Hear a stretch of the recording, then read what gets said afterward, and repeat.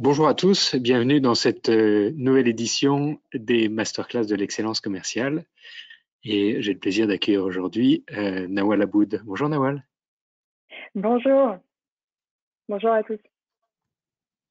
Bonjour. Alors aujourd'hui, c'est un jour un peu particulier. On a vécu des événements exceptionnels ces 12 derniers mois et on s'est aperçu, et beaucoup de nos clients nous le disent, que des individus se sont effondrés pendant ces derniers mois, et puis d'autres se sont révélés. Et que ce n'était pas toujours ceux qu'on attendait qui ont démontré des capacités de résilience, de réactivité, de créativité, d'ingéniosité, de dynamisme, de positivité. Et toutes ces qualités qui ont été démontrées dans ces conditions exceptionnelles, elles sont liées à des qualités de savoir-être, les fameuses soft skills. Et c'est ce sujet qu'aujourd'hui, avec Nawal, nous allons aborder. Alors Nawal, vous êtes docteur en sciences cognitives, vous êtes directrice scientifique de Rising Up. Avant de rentrer dans une présentation, vous pourrez nous dire ce que vous faites aujourd'hui, et puis Delphine a préparé toute une série de questions pour aborder ce sujet des soft skills aujourd'hui qui est si important dans ces périodes de transformation durable. Tout d'abord, vous êtes toujours, comme d'habitude, formidable. Vous êtes formidable, vous êtes plus de 420 inscrits aujourd'hui. Merci de votre fidélité. La semaine dernière, nous recevions le docteur Ali F. pour parler de son livre Burnout, le vrai du faux. Et on a vu que dans le burnout, il y avait aussi beaucoup de sujets liés aux soft skills et au sujet des soft skills des managers. Aujourd'hui, nous allons aborder les soft skills pour l'ensemble de l'organisation. Les masterclass de l'excellence commerciale ne pourraient exister sans le sponsor de Incentive, qui est l'organisateur, qui est la plateforme de change management des organisations commerciales. Incentive est utilisé dans un peu plus de 20 pays, dans 9 langues, dans des secteurs aussi variés que la banque, l'assurance, les laboratoires pharmaceutiques ou les grandes entreprises de technologie. Alors, Nawal, aujourd'hui, vous êtes notre grand témoin. On est ravis de vous accueillir, et je vais laisser Delphine faire votre portrait, vous introduire avant de rentrer dans les questions. Bienvenue, Nawal. Merci beaucoup.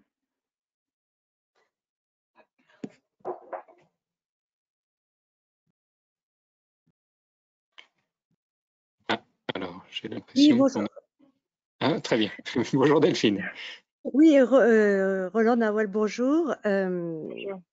Excusez-moi, j'ai un petit problème avec ma caméra et je m'appelle Roland aujourd'hui, mais c'est vous me pardonnerez.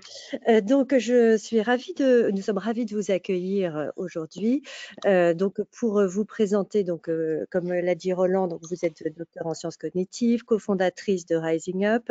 Vous êtes également enseignante à l'école normale supérieure. Merci beaucoup d'être avec nous. Pour commencer, est-ce que vous pouvez nous présenter Rising Up, la start-up que vous avez cofondée? Tout d'abord, j'aimerais vous remercier pour l'invitation. Je suis ravie d'être avec vous. Merci Delphine, merci Roland. Alors, qu'est-ce que c'est Rising Up? Rising Up, c'est une start-up qui allie science et technologie pour créer des solutions d'impact. Alors, qu'est-ce qu'on fait concrètement? Nous, notre vision, c'est de faire de notre adaptabilité notre atout pour mieux s'adapter dans ce monde qui se transforme. Et donc, concrètement, ce qu'on fait, c'est qu'on crée, par exemple, des programmes de formation pour développer les soft skills. On le fait en fonction des secteurs, on le fait en fonction des spécificités dans les environnements dans lesquels on travaille. Et c'est ce qui nous anime au quotidien chez nous. Et pour comprendre la notion de compétence, puisque votre activité tourne autour de l'acquisition de compétences, il faut d'abord comprendre comment fonctionne le cerveau. Peu de gens savent réellement ce que recouvrent les neurosciences. Est-ce que vous pouvez nous donner une rapide définition scientifique? Alors, en fait, les neurosciences, c'est une science qui est finalement très jeune, en fait. À l'échelle du temps de la science, elle a quelques dizaines d'années, j'ai envie de dire. Et en fait, ce qui se passe, c'est qu'en ce moment, on entend beaucoup, beaucoup parler. Pourquoi? Parce qu'on a fait des avancées énormes dans tout ce qui est du champ de la neuroimagerie. On a eu des imageries qui nous ont permis de savoir qu'est-ce qui se passait dans cette boîte noire un peu fermée, qui était un peu difficile pour accéder à ces informations. Et donc, qu'est-ce que c'est les neurosciences? Concrètement, ça étudie le système nerveux. On pense souvent que les neurosciences, c'est que le cerveau, mais en fait, c'est le cerveau et puis toutes ses ramifications, donc la moelle épinière, le tronc cérébral, enfin plein de choses du coup qui constituent notre système nerveux.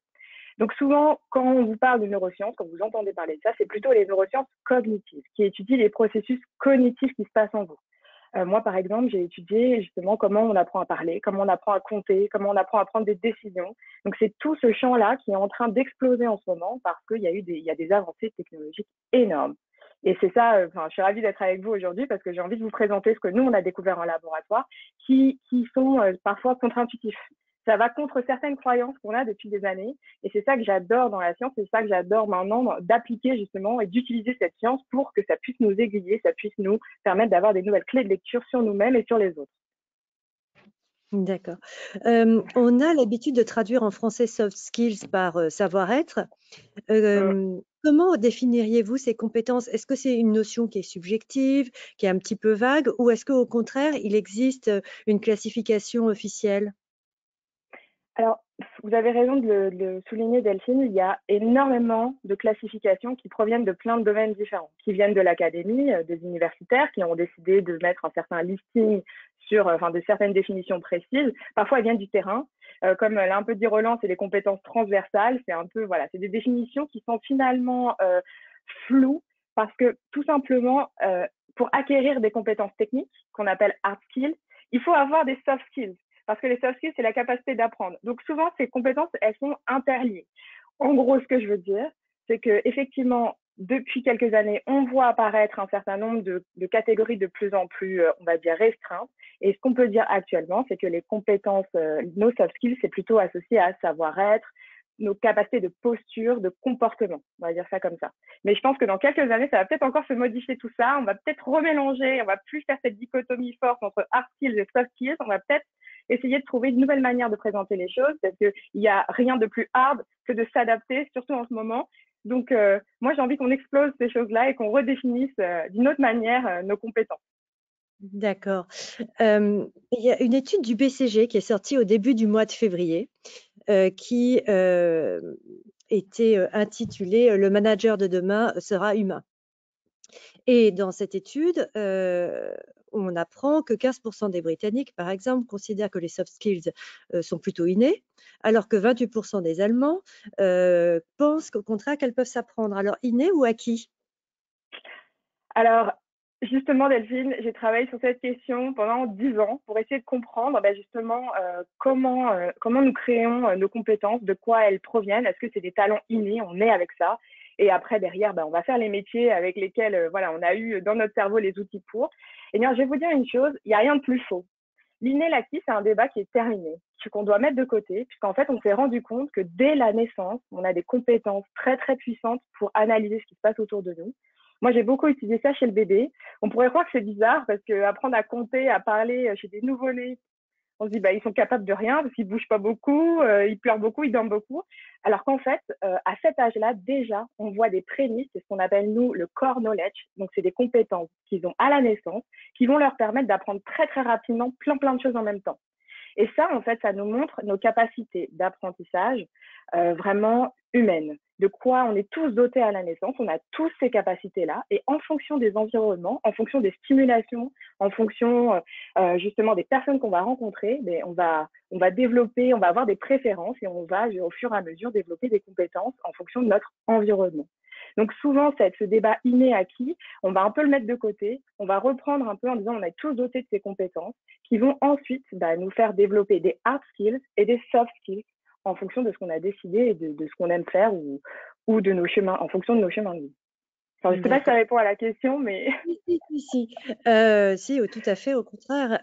Alors, si on se place sur le terrain de l'entreprise, les soft skills ont longtemps été relégués derrière les hard skills, donc les compétences techniques. Aujourd'hui, on voit une sorte d'inversion de cette hiérarchie. Comment vous pouvez l'expliquer? Une de mes opinions à propos de ça, ça serait de dire qu'avec justement l'arrivée du numérique, ça a bousculé énormément de nos métiers. Nos métiers se sont transformés. Il y a énormément de choses qui se sont automatisées. Du coup, on a dû utiliser l'humain sur des tâches qu'on n'est toujours pas capable de pouvoir automatiser. Et donc, ça a remis au centre, en fait, ces compétences dites des soft skills, dites transversales. On a des outils très, très puissants pour nous faire des calculs, pour nous faire un certain nombre de choses. Mais pour l'instant, on n'a aucune machine qui est capable, justement, de, par exemple, s'adapter en fonction, de réguler des émotions, de pouvoir, justement, régler, de gérer les conflits, de pouvoir travailler, justement. Enfin, voilà, vous voyez, toutes ces thématiques-là, pour l'instant, on n'a aucune machine qui est capable de le faire parce qu'en fait, on se rend compte que l'humain, justement, sa puissance principale, c'est sa capacité à s'adapter et à gérer des milliers d'informations en même temps, en étant très, très économique. Donc pour moi, ce bouleversement qu'il y a en ce moment, où on remet les soft skills au milieu, c'est que cette intelligence artificielle qui est arrivée, elle nous a révélé finalement le cœur de notre intelligence à nous en tant qu'humains, c'est justement ça. Et c'est pour ça que moi, j'ai envie que ces soft skills, on n'en parle plus comme des soft, mais qu'on en parle comme des compétences qui sont au cœur de nos métiers. Parce que savoir s'adapter, savoir communiquer, savoir collaborer, c'est des choses qui sont de très haut niveau de compétences et on doit absolument justement former nos équipes, former nos dirigeants, en tout cas accompagner sur ces questions-là et ne plus le reléguer à quelque chose qui est de l'ordre de lui c'est naturellement, c'est un leader. Naturellement, c'est quelqu'un qui collabore bien. C'est pas vrai, il n'y a rien de plus naturel que ça, c'est du travail depuis longtemps, mais tout ça, c'est implicite. On ne voit pas, c'est caché, c'est invisible, parce que les soft skills, c'est impalpable. C'est pas comme si vous êtes capable d'utiliser un logiciel parfaitement. C'est quelque chose qui, justement, c'est nuageux. Alors qu'en fait, c'est très, très scientifique. Et c'est justement ce que nous ont montré les sciences cognitives ces dernières années, c'est que nos comportements sont reliés à des compétences qu'on peut mesurer, qu'on peut accompagner, qu'on peut développer.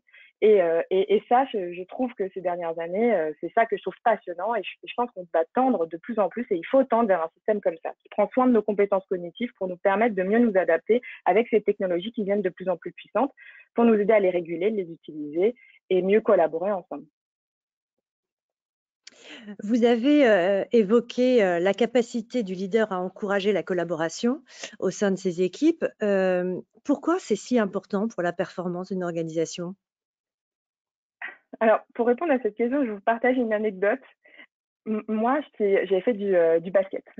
Pendant longtemps, j'étais joueuse de basket et j'ai souvent été capitaine. Et il y a une phrase que j'adore, qui vient aussi de joueurs assez célèbres, qui disait que les meilleurs leaders, c'est ceux qui font les meilleures passes.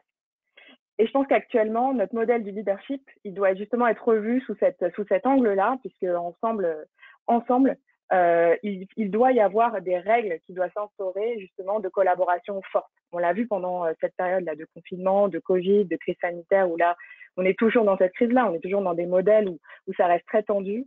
On a besoin de collaboration, on a besoin de cohésion, et ça passe par un leadership justement où l'importance de s'adapter aux autres, de connaître les autres, de connaître leur fonctionnement, de s'adapter en fonction de ça, d'être capable de détecter ces signaux faibles. Et je pense que votre intervenant de la dernière fois a probablement dû beaucoup en parler de ça, de détecter les burn-out des gens qui sont dans des situations difficiles. Les nouveaux leaders de demain, c'est ceux qui sauront justement être très attentifs à ces signaux-là pour pouvoir justement créer les équilibres et une harmonie dans les équipes. Et évidemment, il y a cette partie-là. Et il y a une autre partie aussi que je trouve aussi très importante, c'est toute la partie encouragement, valorisation. Actuellement, dans notre leadership, on a tendance à penser le leader, c'est celui qui décide, c'est celui qui demande des actions. Et puis derrière, encourager, valoriser, ça va être plutôt de l'ordre « Ah, c'est pas mal ce que tu as fait ». Et nous, dans nos formations, à chaque fois, on reprend cette phrase. Mais c'est pas mal. Mais qu'est-ce que ça veut dire, c'est pas mal? Pas mal, ça veut dire déjà il y a un mal dedans. Et donc, cette tendance qu'on a à jamais vraiment mettre des mots sur ce que les gens, en termes de feedback, de trouver des feedbacks adaptés, ça c'est très, très important, surtout en ce moment. On pense que être positif, être optimiste, c'est un peu être le naïf de service. Or, on va le voir justement avec ces soft skills, il n'y a rien de plus important que de travailler ses compétences, c'est des réelles compétences. Être optimiste, c'est pas être un naïf, c'est justement savoir avoir des objectifs précis, aller sur justement les éléments qui vont nous tracter, qui vont tracter l'équipe. Et derrière, il faut les embarquer avec un système de valorisation efficace. Nous, Nous, c'est vraiment quelque chose sur lequel on travaille beaucoup dans nos formations, quand on travaille en équipe, pour dire ça, il faut le remettre au cœur, que c'est pas un accessoire, c'est quelque chose qui est crucial dans les équipes. En plus, surtout, en période de crise dans laquelle nous sommes tous.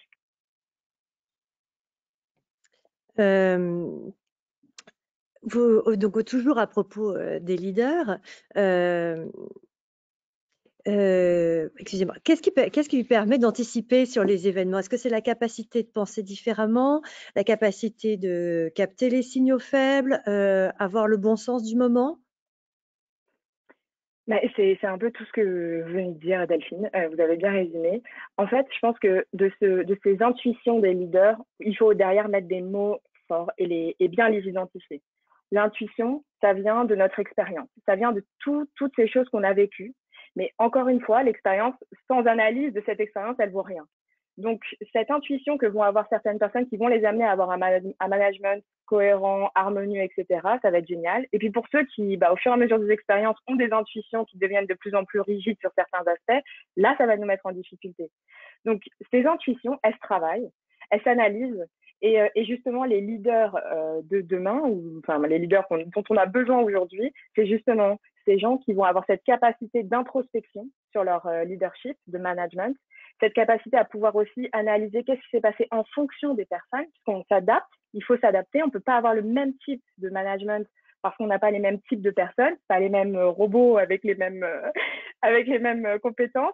Il faut savoir faire de la différenciation. Et ça, en fait, c'est un travail. Souvent, on pense que c'est quelque chose, oui, au fur et à mesure du temps, tu vas t'habituer. Non, non. C'est un vrai accompagnement, c'est des vrais questionnements, c'est une vraie méthode qu'il faut avoir pour justement se poser les bonnes questions et à avoir de plus en plus de stratégies efficaces en fonction des personnes que l'on va avoir. Actuellement, on voit très bien les nouvelles générations ne sont plus celles d'aujourd'hui, ne sont plus celles de demain. Il faut absolument à chaque fois être en train de s'adapter à tout ce qui est en train de se passer. Et ça, c'est un travail au quotidien. D'accord. Est-ce que vous auriez des conseils à donner sur les bonnes pratiques managériales qui reposeraient sur les soft skills, justement? C'est une bonne question. Alors, de ce qu'on a développé, nous, depuis plusieurs années chez Rising Up, ça a été de créer justement, dans un premier temps, identifier ses clés de management, qu'est-ce qu'on fait. Ça, c'est déjà une bonne pratique. La bonne pratique, c'est déjà prendre conscience de ses pratiques. Où est-ce qu'on en est? Qu'est-ce qu'on a fait? Où est-ce que ça a marché? Où est-ce que ça n'a pas marché? Comprendre pourquoi ça n'a pas marché et comprendre aussi ce qui a marché. Et ensuite, en fonction de ça, de travailler justement certains aspects. Il y a certains managers qui managent comme on les a managés. Donc, du coup, forcément, les réflexes qu'il va y avoir, ça va être de désapprendre certaines choses pour réapprendre d'autres choses. Chez Rising Up, on ne travaille pas avec des recettes magiques. Les recettes magiques, en fait, c'est vous qui les créez. C'est vous qui les créez parce que c'est votre histoire. Mais nous, on a une méthode justement qui vous accompagne pour justement aller chercher votre histoire pour ensuite créer celle de demain. Donc là, c'est pour ça que les clés de management et les bonnes pratiques, elles proviennent souvent des prises de conscience qu'il va y avoir dans un premier temps et ensuite de travailler des stratégies et de faire du test and learn. Et ça, c'est important aussi de le faire avec d'autres managers. Tout seul, on apprend très peu. À plusieurs, on apprend beaucoup mieux. Et ensemble, on peut justement s'inspirer, essayer de voir qui fait quoi, et puis en fonction de ça, s'adapter. Ça, c'est vraiment notre méthode. C'est prendre confiance, de travailler ensemble pour créer des nouvelles bonnes pratiques, parce que en fonction de l'environnement, des personnalités, ça peut changer. Donc, j'imagine que c'est peut-être pas la réponse auquel vous attendiez. C'est vrai que nous, on a une démarche un peu différente, mais en tout cas, c'est ça qui fait plus d'effet. Au contraire. J'aurais voulu vous poser une question qui était liée un peu au contexte spécifique actuel où on travaille beaucoup en remote, on est beaucoup derrière des écrans et je pensais à certaines professions comme les commerciaux par exemple qui souffrent beaucoup du travail à distance parce qu'ils se nourrissent habituellement du contact avec leurs clients et c'est vrai que quand on est derrière des écrans, il y a un certain nombre de signes non-verbaux qu'on ne peut plus percevoir ou au contraire qui demandent énormément d'attention. Et donc, la qualité des interactions s'est un petit peu dégradée. Comment on peut faire pour compenser ça? C'est une très bonne question. Alors, en fait, pour tout vous dire, on a été à interview il n'y a pas très longtemps sur le JT de France Info sur ces questions d'ailleurs. Donc, si vous voulez aller encore plus loin de ce que je vais vous dire, je vous donnerai, enfin, avec Delphine, on trouvera un moyen pour vous donner ces ressources. Donc, la visioconférence va dégrader un certain nombre de signaux. Par exemple, le regard direct. Vous, en tant que commerciaux, le regard direct, regarder directement son client, c'est très, très important. Aussi, capter, vous savez, le langage, ce qu'on appelle la communication non verbale, le corps, comment il se positionne, s'il est vers vous, s'il n'est pas vers vous. Parfois, en fonction de la qualité des connexions, on ne va pas voir tous ces signaux. Et vous, en tant que, justement, commercial, vous appuyez sur ces choses-là. Donc là, c'est un système pour vous qui est très déstabilisant. Donc, une des choses sur lesquelles, justement, vous pouvez plus travailler, ça va être pas nécessairement de passer par la visio, d'avoir aussi au téléphone, parce qu'au téléphone, on peut capter peut-être plus de signaux qu'en visio parfois, parce que la voix porte énormément d'émotions. C'est ce qu'on appelle la prosodie. Et en fonction de ça aussi, vous pouvez avoir un guide, vous pouvez justement mieux vous adapter, parce que vous allez être moins déstabilisé par la qualité de ce que vous recevez comme information. Ça, c'est une première chose. Si vous voulez quand même avoir la visio, parce que vous souhaitez avoir quand même le contact visuel humain, dans ce cas-là, mettez-vous aussi, vous, vos propres règles. Donc, vous savez que justement, il y a certains signaux qui sont dégradés, donc n'hésitez pas à les amplifier. N'hésitez pas à amplifier votre voix, mettez vos mains devant. Enfin, alors ça, c'est quelque chose aussi qui est dépendant de notre personnalité. Moi, j'ai tendance à parler avec mes mains, donc vous pouvez utiliser ça si c'est le cas, mais vous pouvez aussi jouer avec votre corps, vous pouvez vous mettre plus debout et ça vous permettra d'avoir plus cette ampleur que vous avez, cette aisance en gestuelle que vous utilisez beaucoup en tant que commercial, mais pas que dans d'autres. Donc ça, c'est la première chose, amplifier ça. Et deuxième chose, ça veut dire qu'il va falloir être beaucoup plus explicite dans sa communication. Demander plus de feedback. Dire est-ce que ça c'est clair, ça c'est moins clair. N'hésitez pas à aller chercher aussi les réponses de votre client sur ces choses-là parce que souvent on n'ose pas ou alors on va le capter, ces petits signaux faibles de hochement de tête ou de là, vous pouvez pas le voir. Donc n'hésitez pas à aller la chercher en fait. Et limite, cette personne, ça pourra la mettre plus elle pourra être plus à l'aise dans cette condition-là parce qu'elle pourra vous transmettre d'une autre manière ce qu'elle ressent. Parfois, il y a des comportements qu'on a inconscients de ce qu'on peut faire en termes de comportement. Donc, du coup, parfois, même ces personnes-là, elles ne sont pas au courant de ce qu'elles ressentent vraiment. Donc, n'hésitez pas à aller le chercher, dire, mais qu'est-ce que vous en pensez? Qu'est-ce que vous ressentez? Ça vous plaît pas? Ça, c'est vraiment des choses qui sont très, très importantes, justement, dans ses postures et dans son développement de ses soft skills. Nous, on travaille beaucoup là-dessus dans nos programmes de formation pour justement identifier vos forces, qu'est-ce que vous utilisez comme levier, de renforcer celles qui justement sont celles où vous êtes plus à l'aise et essayer de compenser celles où justement vous êtes un peu moins à l'aise. Et donc ça, c'est plein de choses qu'on peut travailler au quotidien, en fait, qui vont vous permettre de gagner aussi en confiance en vous. Parce que quand on n'a pas toutes ces informations, on se sent déstabilisé, c'est dur après d'avoir une action où on se sent en confiance. Donc ça se travaille au quotidien. D'accord. Bon, bah, merci beaucoup, Nawal. J'aurais voulu conclure peut-être en vous demandant une question un petit peu plus personnelle. Est-ce que vous auriez un bon souvenir professionnel ou une anecdote que vous auriez envie de partager avec nous? J'ai un souvenir qui me vient de l'avant-Covid. On avait fait un séminaire pour plus de 100 personnes, c'était regroupé un peu des gens qui ne parlaient pas trop dans l'entreprise. Et en fait, à la fin de la journée, on leur avait fait pas mal de choses. Nous, on fait des séminaires autour des soft skills, mais on les met en action en fait, et on leur fait faire des projets, des challenges. Et à la fin de la journée, j'ai eu des gens qui se sont levés, qui ont dansé à la fin du séminaire quand ils étaient en train de faire leur présentation de leur groupe. Et jamais j'aurais imaginé avoir ce résultat à la fin. Et ça, je pense que vraiment, quand j'ai monté Rising Up, je pensais pas qu'on aurait des moments comme ça. Et finalement, quand on crée justement un environnement, une ambiance où les gens ils se sentent à l'aise, où ils ont pris du plaisir aussi à apprendre des choses, à collaborer entre eux, et ben ça crée des moments comme ça assez fous. Et je pense que cette anecdote, elle est vraiment importante en ce moment à me rappeler parce qu'avec ce qu'on vit avec la distanciation sociale, ça fait du bien de se rappeler qu'il y avait ça, mais qu'on aura probablement ça dans pas très longtemps et qu'il faut garder espoir de retrouver, même si la technologie nous a perdu plein de choses, que l'humain, d'être ensemble, de partager ces moments en présentiel, bah, ça restera, ça disparaîtra jamais. Donc, faut pas avoir peur de la technologie pour ça, justement. Ça nous aura bien montré ça. Merci Nawel pour ce témoignage. Je pense qu'il fait plaisir à tout le monde d'entendre comme ça des souvenirs de bons moments conviviaux, de liberté et de plaisir. C'est vrai que c'est agréable de les évoquer. Je vais laisser Roland poursuivre maintenant. Roland, je te laisse la parole. Un immense merci, Nawal. C'est très rafraîchissant de vous entendre ce matin. On est ravis de vous avoir dans les masterclass de l'excellence commerciale. Et puis, il faudra qu'on reprenne rendez-vous parce qu'on n'a pas épuisé le sujet et de très loin. On a quelques bonus que vous nous avez suggérés. Alors, dans les idées bonus, il y a bien sûr le blog des experts en neurosciences, le blog de votre société, de Rising Up, avec deux articles particulièrement intéressants. Et si nos émotions étaient au cœur de notre intelligence, que vous avez écrit en 2019, et Connais-toi toi-même, ou le développement des compétences que vous avez écrit en 2017. Vous avez le lien vers le blog de Rising Up. Et puis le deuxième bonus, c'est une étude auquel Delphine a fait référence au tout début de cet entretien. C'est l'étude du BCG, une grande étude à la fois quanti et quali auprès de 4000 répondants dans 4 pays du Boston Consulting Group. Et cette étude est également, alors le lien est assez long, on vous l'a mis également dans la présentation.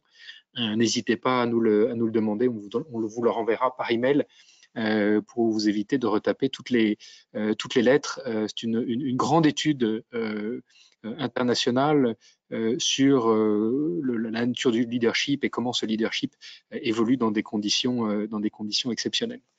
Avant de passer aux questions, comme il est midi, je donne rendez-vous à ceux qui doivent partir et je sais que vous êtes un certain nombre. La semaine prochaine, nous recevrons Alexandre Martinez, qui est Head of Customer Marketing chez Sage. Donc Sage, un des leaders des logiciels de comptabilité qui équipe la plupart des cabinets d'expertise comptable en France, qui est un grand groupe anglais et qui parlera de la réussite de la transformation de son réseau de partenaires, puisque Sage travaille avec une multitude de partenaires intégrateurs. Et nous parlera de cette transformation, un entretien passionnant. Donc n'hésitez pas à vous inscrire, vous recevrez le lien par email. Voilà. Et puis, si vous avez encore quelques minutes, Nawal, je serais ravi de rester encore quelques instants pour répondre aux questions de nos interlocuteurs. Vous pouvez poser vos questions directement dans l'interface sur la droite. Voilà les premières questions qui arrivent. Alors, première question. Quels sont les soft skills nécessaires pour un directeur commercial? On a beaucoup de directeurs commerciaux dans l'audience. On a parlé des soft skills pour un manager. Est-ce qu'il y a des soft skills qui sont spécifiques au métier de leadership qui doit non seulement faire vivre la transformation et le changement au quotidien, mais qui doit aussi inspirer et donner une vision? C'est une très bonne question. Alors ça a été, c'est tout le travail qu'on a fait chez Rising Up d'identifier les soft skills en fonction des métiers et en fonction des tensions dans les métiers. Et donc il y a un qui revient très particulièrement pour les dirigeants. Alors du coup, et directeur commercial, ça ajoute encore d'autres soft skills. Mais un des premiers, c'est la tolérance à l'ambiguïté. Parce que c'est des situations dans lesquelles vous êtes où vous allez devoir prendre des décisions, parfois dans des contextes incertains, parfois pas forcément avec l'avis de l'un ou de l'autre. Vous êtes entre deux étaux. Donc ça, c'est un des premiers soft skills. Le deuxième, je dirais, c'est l'ouverture. Parce que quand on a un directeur, on doit justement être à l'écoute de ses équipes. On doit aussi prendre le terrain, mais aussi écouter l'autre partie, la partie sur tout ce qui concerne les objectifs de l'entreprise, ce qu'on doit faire, etc. Donc, être ouvert. Troisième, très, très important, la flexibilité. Parce que comme l'a très bien dit Roland, on est dans un contexte de transformation, il faut être flexible, il faut avoir des nouvelles stratégies.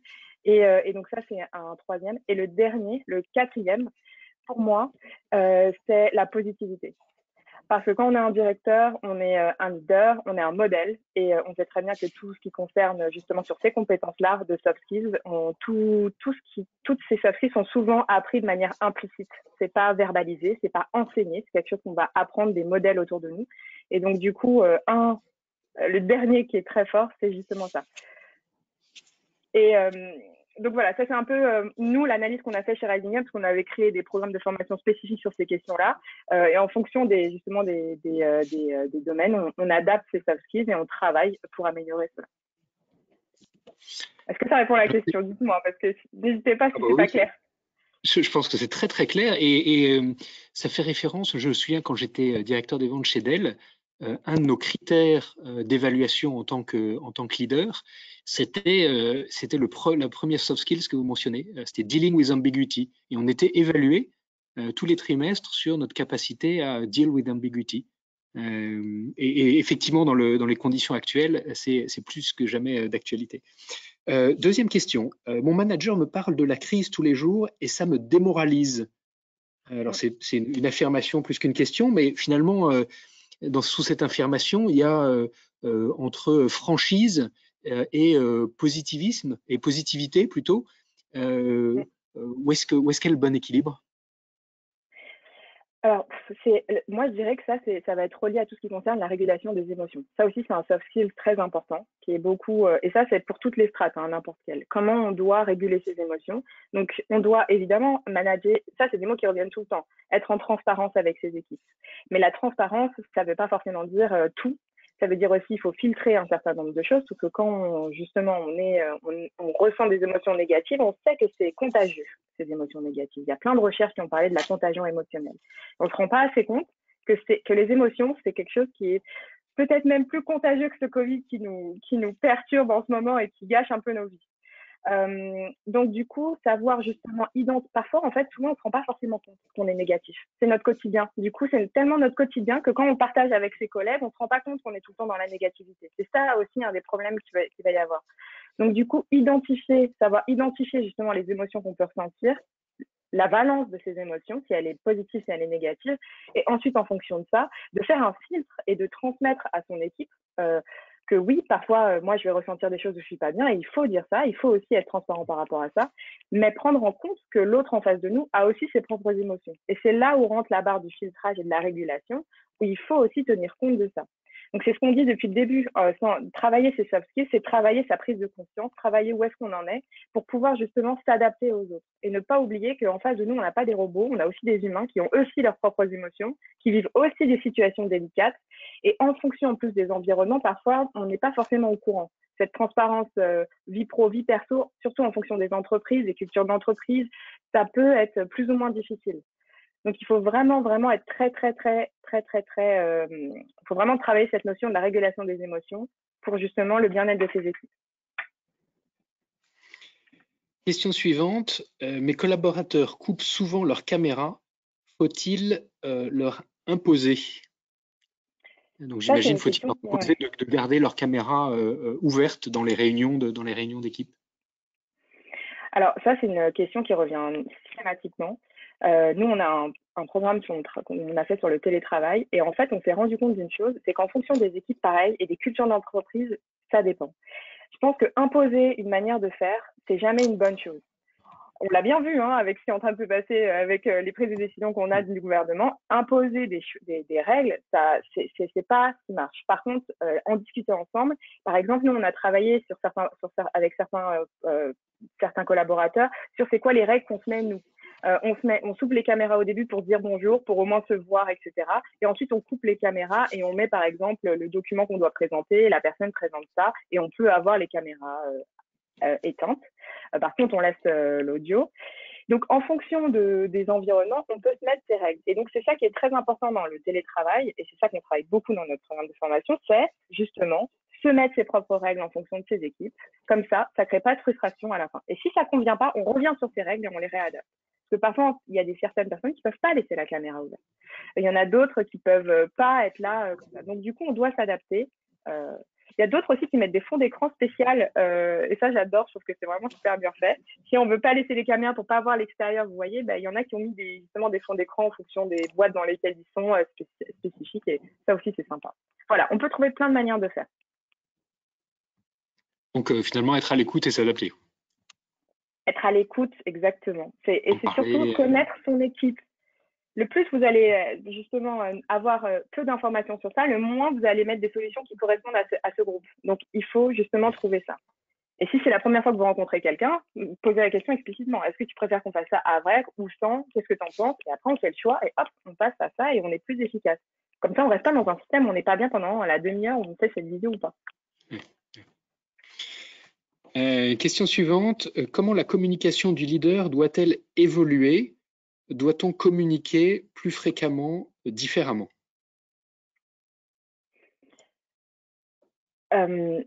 Sur ces enjeux-là de la communication et je reviens encore une fois sur les règles de la communication, à distance, manager à distance, et c'est ça le point, si je comprends bien. Vous me dites si je suis à côté de la réponse. On doit justement manager différemment. Management à distance, management présentiel, ça n'a rien à voir. On peut, certains ont fait un copier-coller d'ailleurs. Et ça, c'est vu dès le début. Ça a été des copier-coller de réunions. Donc, on passe 7 heures en visio, en réunion. Du coup, pour parler de certaines choses ou pas, à la fin de la journée, tout le monde est crevé. On ne sait même plus exactement pourquoi on a fait ces réunions. Donc, il y a un problème, il faut réorganiser. En management, quelque chose qui est très important, c'est justement de savoir où en sont ces équipes, faire le suivi, donner du feedback. Pourquoi pas justement créer beaucoup plus de one-to-one. Avant, on le faisait de manière informelle, au café, tu passais sur le côté, etc. On pouvait avoir ces échanges-là. Là, en distanciel, on ne peut pas. Donc, il faut instaurer aussi des rituels de one-to-one avec ces équipes, où c'est juste un coup de fil, où c'est juste ça une fois par semaine ou 2 fois par semaine en fonction. Mettre des réunions pour voir tout le monde. On doit adapter son management en fonction justement des outils technologiques qu'on a et des effets que ça a sur notre cerveau. Ça, c'est hyper important. De faire tout le temps des réunions sur Zoom toute la journée, ça, à la fin, on le voit, ça crée de la fatigue mentale et ça amène beaucoup d'anxiété et il y a un risque de burn-out des équipes. Donc, il faut être très, très attentif à ça. Et d'ailleurs, on va faire un guide de la visio. Si vous souhaitez, on pourra vous l'envoyer. C'est vraiment quelque chose qu'on a fait à la suite du tournage de France Info. Donc, vraiment, je vous le donnerai. Comme ça vous donnera pas mal de clés là-dessus. On le transmettra à tous les participants. Très bien. Question suivante. Question suivante. Alors. Quelles sont les différences entre les cultures? Ah oui, l'étude du BCG, elle couvre 4 pays. Est-ce que, dans votre expérience, vous avez noté des différences culturelles fortes sur la manière d'aborder les soft skills? Alors, bien sûr, on connaît les enjeux de communication qui peuvent être très importants dans les négociations internationales. Est-ce que dans les soft skills, dans votre expérience, vous avez mis en avant ou à travers vos recherches des différences culturelles auxquelles il faudrait être attentif? Alors ça, c'est une question hyper intéressante. Merci de l'avoir abordée parce que vraiment, je pense que vous avez tout à fait raison et ça, c'est justement relié à tout ce qu'on a appris des règles de la communication en fonction des pays, en fonction des cultures, même en fonction des langues. Parfois, on peut avoir la même langue, on peut avoir l'anglais, mais c'est au Royaume-Uni ou aux États-Unis, ça n'a rien à voir. Donc, du coup, il y a vraiment des spécificités qui sont faites en fonction de ça. Moi, je sais qu'on a travaillé avec Orange Business Service, justement, avec pays nordiques versus français, et on a fait un programme de formation sur le télétravail qui n'avait absolument rien à voir, parce que les méthodes de fonctionnement, la manière dont ils communiquent, c'est complètement différent. Les outils aussi utilisés et la culture de l'outil numérique, ça aussi, c'est quelque chose qui est très important. Donc, il y a un certain nombre de choses qui font des différences. Une des choses, par exemple, qui est très différente, c'est que les Anglais, par exemple, aux États-Unis, les gens sont très directs. Sont très, très directs. La commission est beaucoup plus directe que nous, les Français. Nous, on enrobe plus, on a tendance à mettre beaucoup plus de voluptueux dans certains de nos dires. Et donc, du coup, ça, dans les problématiques qu'on a eues en télétravail, ça a été très dur parce que les temps de réunion étaient très, très longs chez les Français. Alors qu'aux États-Unis, c'était beaucoup plus court parce que la communication, les règles de communication ne sont pas les mêmes. Donc, il y a des aspects comme ça à prendre en compte quand justement on veut travailler les règles de ses équipes sur les règles managériales. Ça, c'est vraiment à prendre en compte. Et donc, du coup, même vous, en tant que commercial, si vous êtes face à un Indien ou face à un Irlandais ou vous avez, à mon avis, dans votre expérience, vous avez bien vu que vous vous adressez pas de la même manière, vous n'utilisez pas les mêmes mots, la posture que vous utilisez n'est pas la même parce que vous êtes adapté à ces différentes choses. J'ai pas envie de rentrer dans trop de détails, j'essaie d'être très synthétique, mais dites-moi s'il y a des points qui vous intéressent plus que d'autres. Et on va finir par une question assez personnelle. Quel est le leader que vous trouvez le plus inspirant? C'est une très très bonne question. Alors, je vous l'ai dit tout à l'heure que j'étais une joueuse de basket. Pour moi, un des basketteurs qui m'a le plus inspiré, ça a été Boris Dio. Ça a été un capitaine de l'équipe de France pendant des années. Alors, il n'a pas trop brillé de tous ses points. Ça, c'est lui qui était le scoreur. Mais c'était un vrai capitaine d'équipe qui savait faire vivre l'équipe. Et quand on parle d'équipe de France, on pense à Tony Parker. Mais même si je trouve que c'est un joueur exceptionnel, moi, Boris Dio, ça reste ma référence. Et c'est celui qui faisait beaucoup de passes. Très bien, bon, on restera sur cette très belle citation. Les meilleurs leaders sont ceux qui font les meilleures passes. Un grand merci à Nawal, c'était un immense plaisir de vous recevoir aujourd'hui. À très bientôt et puis n'hésitez pas à nous faire suivre les guides dont vous avez parlé, on les diffusera à l'ensemble des participants. Merci à tous de votre fidélité. Je vous retrouve la semaine prochaine à 11h30 comme toutes les semaines pour un entretien exclusif avec Alexandre Martinez, Head of New Customer Marketing, qui nous expliquera comment il a réussi la transformation de son réseau de partenaires en France. Un immense merci à tous et à très bientôt. Bonne journée. Merci beaucoup Roland, merci beaucoup Delphine et merci beaucoup Anne. Bonne journée. Au revoir Nawal, à bientôt. Au revoir.